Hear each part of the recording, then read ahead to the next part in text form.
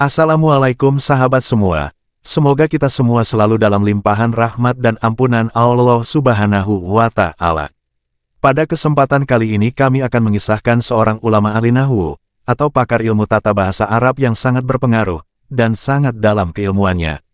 Beliau adalah Imam Sibawayh. Namun sebelum itu, silakan subscribe channel ini terlebih dahulu serta nyalakan loncengnya agar tidak ketinggalan kisah-kisah menarik lainnya. Amr bin Usman bin Kanbar adalah nama lengkap Imam Sibawayh. Imam Sibawayh lahir di desa Syairas, daerah Baido, salah satu daerah yang ada di Persia.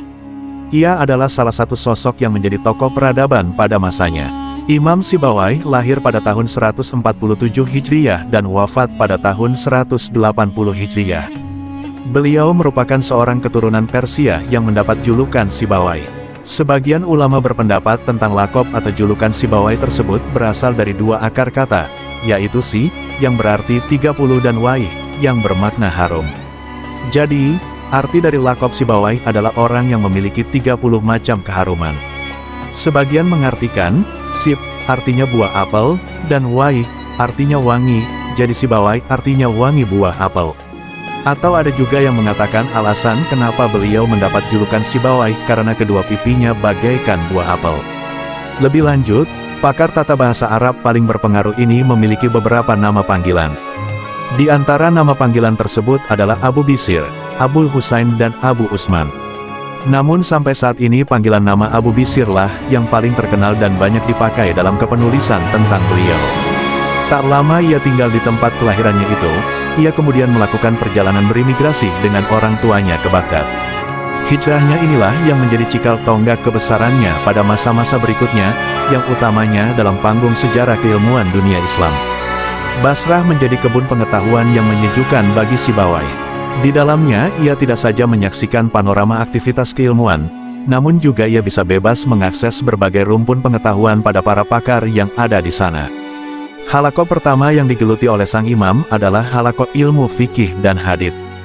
Dalam menuntut ilmu, Imam Sibawayh termasuk pribadi yang senantiasa merapikan penampilannya. Al-Aisy pernah mengatakan bahwa ia dan beberapa temannya pernah bermajelis dengan Sibawayh di masjid. Beliau masuk dalam kategori pemuda yang tampan, bersih, dan rapi. Dalam pengembaraan pengetahuannya di Basrah, ia menimba pengetahuan pada beberapa guru ternama. Beberapa nama guru Imam Sibawayh adalah Isa bin Umar al-Bishri, Abu Amru bin al-Ula bin Amar bin al-Uryan bin Abdillah bin al-Husain al-Bishri, Al-Qalil bin Ahmad al-Farohidi, Hamdu bin Salamah bin Dinar, Harun bin Musa al-Bishri, Al-Ahfaz al-Kabir Abdul Hamid bin Abdul Majid, dan Yunus bin Hubayb. Syekh Hamdu bin Salamah bin Dinar adalah guru Imam Sibawayh dalam bidang fikih dan hadis. Sedangkan gurunya yang paling terkenal dalam bidang gramatika Arab adalah Syekh Al-Qalil bin Ahmad al-Farohidi. Nama yang terakhir ini menjadikan Sibawayh sebagai tokoh nuhat aliran Basrah yang sangat populer di belantika tata bahasa Arab. Menurut salah satu sumber, Imam Qalil tidak menulis prinsip-prinsip nahwu Arab dalam buku-buku besarnya. Akan tetapi, yang menulis prinsip-prinsip nahwu tersebut justru muridnya, yakni Imam Sibawayh. Mungkin hal inilah yang membuat Imam Sibawayh lebih dikenal sebagai ulama nahwu daripada Imam Qalil, gurunya.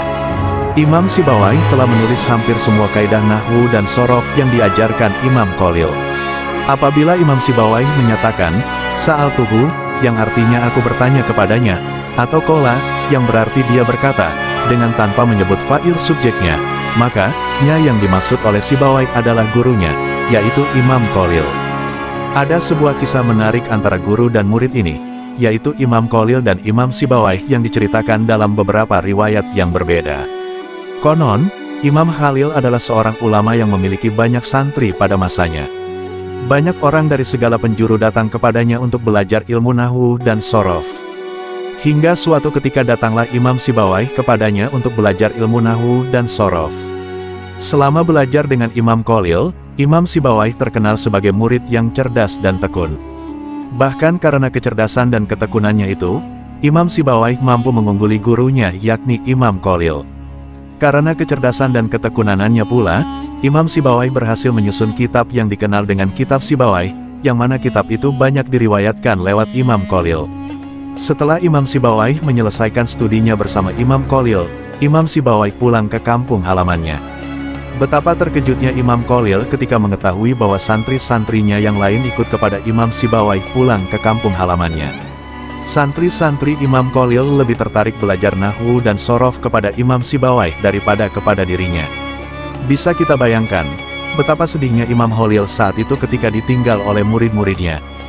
Bisa dibilang Imam Khalil cemburu kepada Imam Sibawayh karena murid-muridnya lebih memilih belajar kepada Imam Sibawayh daripada dengannya. Imam Khalil tidak mau terus-terusan merasa sedih dan cemburu. Tak lama setelah itu, Imam Khalil pergi ke tanah haram Mekah untuk berdoa kepada Allah supaya diberikan ilmu, yang mana ilmu tersebut belum pernah diberikan kepada siapapun. Akhirnya, Allah mengabulkan doa Imam Khalil. Sepulang dari tanah haram, Imam Khalil melewati sebuah pasar tembaga dan beliau mendengarkan irama pukulan palu para tukang tembaga di sana. Setiba di rumah, Imam Khalil merenungi irama alunan palu tersebut dan menyusunnya menjadi kaidah-kaidah ilmu yang dinamakan dengan ilmu arut. Dari peristiwa ini, Allah mengabulkan doa Imam Khalil untuk memberinya ilmu yang belum pernah diberikan kepada siapapun. Itulah ilmu arut. Ilmu arut adalah cabang ilmu yang membahas dasar-dasar kaidah, yang dengannya seseorang dapat membedakan wazan-wazan syair Arab yang benar dan salah, serta membahas perubahan-perubahan pada wazan syair, baik perubahan berupa zihaf maupun ilat. Menurut Kiai Haji Abdullah Kafabihi Mahrus, pengasuh Pondok Pesan Lirboyo, Kediri, ilmu arut adalah ilmu yang bergengsi, yang dipelajari santri setelah menguasai ilmu nahwu, sorof, dan balaga sastra Arab. Al-Kisah, setelah Imam Khalil mendapatkan ilmu arut, santri-santrinya yang dulu pernah meninggalkannya dan lebih memilih belajar bersama Imam Sibawayh datang kembali kepada Imam Khalil untuk belajar ilmu arut, termasuk Imam Sibawayh sendiri. Dikutip dari Hasyiah Ibnu Hamdun, Imam Sibawayh pernah menikah dengan seorang wanita dari Basra. Sayangnya, meskipun wanita itu sangat mencintainya, beliau justru sibuk sendiri menekuni ilmu dan menulis kitab. Sang istri merasa cemburu dengan perlakuan sang suami bersama kitab-kitab itu. Hingga suatu ketika, saat Imam Sibawayh pergi ke pasar untuk suatu keperluan, sang istri membakar seluruh kitab-kitab Imam Sibawayh. Begitu pulang dan melihat kitabnya telah hancur menjadi abu, pingsanlah sang imam. Saat sadar, ia langsung menceraikan istrinya itu. Mungkin karena peristiwa inilah, hanya sedikit karya Imam Sibawayh yang tersisa. Dan itulah ringkasan biografi dan kisah menarik Imam Sibawayh. Semoga kita mendapat cipratan berkah, kecerdasan dari beliau. Terima kasih telah menonton, jangan lupa subscribe, like, dan share sebanyak-banyaknya. Semoga bermanfaat. Wassalamualaikum warahmatullahi wabarakatuh.